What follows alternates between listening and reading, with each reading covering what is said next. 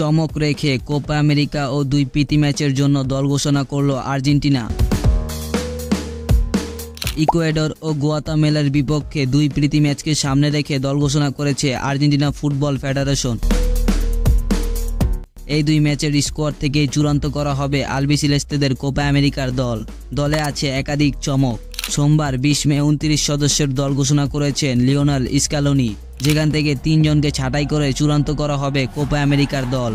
Injury সমস্যা না থাকলেও দলে জায়গা হয়নি পাওলো দিবালার। রোমার হয়ে মাঠে পারফরমেন্সটা খারাপ ছিল না। তার সব মিলিয়ে মৌসুমে 38 ম্যাচে 16টি গোলের পাশাপাশি 10 অ্যাসিস্ট করেছেন তিনি, কিন্তু তারপরও আলবিসেলেস্তেদের শিবিরে সুযোগ হয়নি তার। এদিকে দলে ফিরেছেন আয়াক্সের গোলরক্ষক জেরোনিমো রুলি। ওয়াল্টার বেন্তেজের বিপরীতে শেষ পর্যন্ত তাকে বেছে নিয়েছে স্ক্যালোনি। 29 সদস্যের দলে বড় চমক লিওনার্দো বার্লেদি। মার্সিয়ার হয়ে চলতি মৌসুমে দারুণ পারফরমেন্স করে দলে জায়গা করে নিয়েছেন এই সেন্টার ব্যাক। কোপা আমেরিকার প্রস্তুতি হিসেবে আগামী 10 জুন ইকুয়েডর ও 14 জুন গুয়াতামালার বিপক্ষে খেলবে Argentina.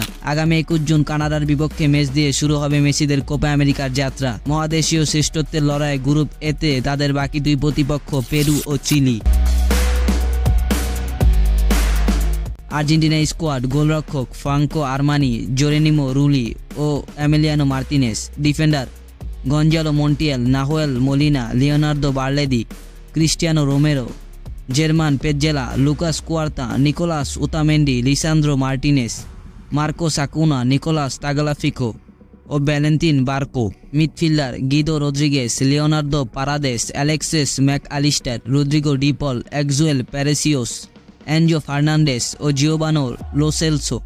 Forward: Angel Di Maria, Valentin Carboni, Lionel Messi, Angel Correa, Alejandro Garnacho, Nicolas Gonzalez, Lautaro Martinez ও হুলিয়ান আলভারেস।